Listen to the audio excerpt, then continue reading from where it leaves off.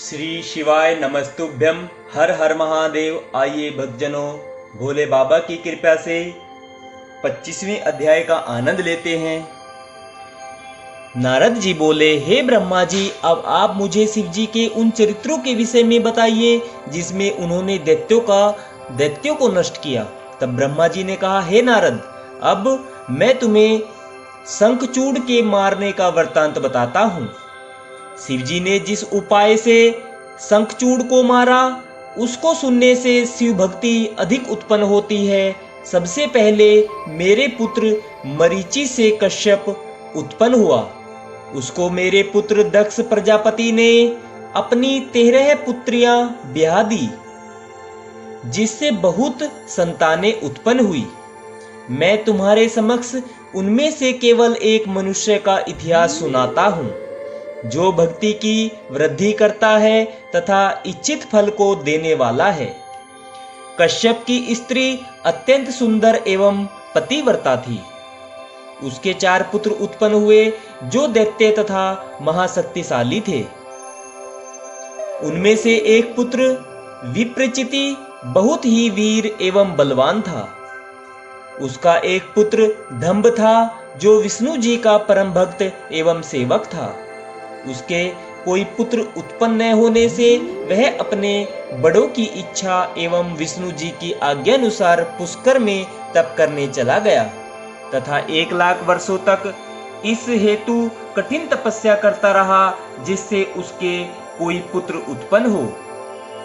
विष्णु जी ने उसकी ऐसी आराधना देखकर दर्शन दिया तथा प्रसन्न होकर यह कहा कि तू हमसे कोई वरदान मांग ले। तब उसने कहा, हे विष्णु जी, मैं ऐसा पुत्र चाहता हूँ जो महावीर हो और मेरे अधीन हो। वह सारे संसार पर विजय प्राप्त करे तथा बहुत बुद्धिमान हो। विष्णु जी यह प्रार्थना स्वीकार कर उसे वरदान देकर अंतर्धान हो गए। तब दंभासुर अपने घर लौट आया तथा उसने सब हाल अपनी पत्नी से कह सुनाया। पत्नी उसे सुनकर अत्यंत प्रसन्न हुई। उसने भिक्षुकों को बहुत दान दिया। थोड़े दिनों बाद वह गर्भवती हो गई। हे नारद, सुदामा नामक कृष्ण जी का एक भक्त, जो राधा जी के शाप से वैकुंठ अर्थात गोलोक में था, उसके गर्भ में आया। जब 9-10 महीने व्यतीत हुए, तब शुभ दिन एवं शुभ नक्षत्र में उसका जन्म हुआ। उस समय दंभासुर ने बड़ी धूमधाम से जात कर्म करके अपने भाई बंधुओं की अनेक प्रकार से सेवा की और आनंद प्राप्त किया। उसने अपने लड़के का नाम शंखचूड़ रखा। शंखचूड़ सर्वगुण संपन्न तथा सब विद्याओं में पारंगत था। वह अपने माता पिता को हर प्रकार से सुखी रखने लगा। तदुपरांत वह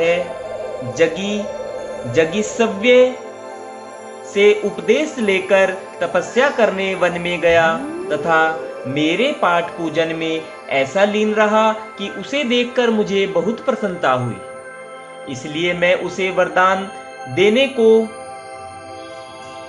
प्रकट हुआ। उस समय शंखचूड़ ने मुझसे यह वरदान मांगा कि मैं देवताओं से कभी पराजित न हूं तथा तीनों लोकों में विजय प्राप्त कर महावीर हो जाऊं। मैंने उसको मुंह मांगा वरदान देकर कृष्ण कवच प्रदान किया। फिर उसे यह आज्ञा दी कि तुम बद्रिकाश्रम में जाकर धर्मध्वज की पुत्री तुलसी से, जो तप कर रही है, अपना विवाह करो। यह वरदान देकर मैं वहां से अंतर्धान हो गया। शंखचूड़ ने कृष्ण कवच को सिद्ध कर अपने कंठ पर बांध लिया तथा उस स्थान पर अर्थात बद्रिकाश्रम में जहां तुलसी तपस्या करती थी, जा पहुंचा। वह तुलसी की सुंदरता को देखकर मोहित हो गया तथा उससे बोला, हे सुंदरी, तुम कौन हो? तुम किसकी कन्या हो और किस लिए ऐसा तप कर रही हो? मैं तुम्हारा सेवक हूं, इसलिए मुझसे सब बातें करो। यह सुनकर तुलसी ने कहा, मैं धर्मध्वज की पुत्री हूँ तथा तप करने के लिए यहाँ बैठी हूँ। तुम इस प्रकार मेरी परीक्षा लेने वाले कौन हो? यह सुनकर शंखचूड़ ने कहा, हे सुंदरी, संसार में दो प्रकार के स्त्री पुरुष होते हैं, एक तो बुरे तथा कामी, दूसरे भले और तपस्वी। मैं कामी और पापी नहीं हूँ, उसी प्रकार तुम भी इनसे रहित हो। मुझे यहाँ ब्रह्मा जी ने भेजा है, मैं तुम्हारे साथ गांधर्व विवाह करूंगा। मेरा नाम शंखचूड़ है, मैं तीनों लोकों पर विजय प्राप्त करने वाला तथा दंभासुर का पुत्र हूँ। हे नारद, शंखचूड़ के ऐसे वचन सुनकर तुलसी ने कहा, तुम बहुत भले एवं लोभ तथा काम से रहित हो। जो मनुष्य स्त्री के अधीन नहीं वह बहुत भाग्यवान है, परंतु जो मनुष्य स्त्री के वश में है उससे बढ़कर संसार में कोई बुरा नहीं है।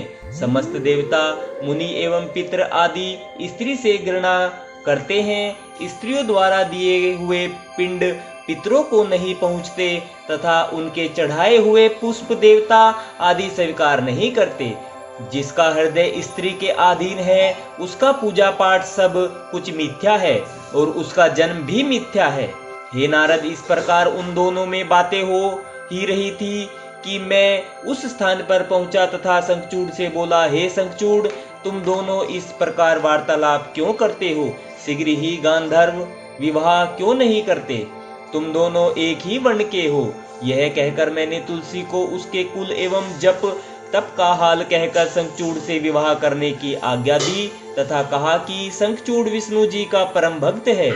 इसके साथ विवाह करने से कृष्ण जी तुमको बहुत चाहेंगे तथा वैकुंठ प्रदान करेंगे।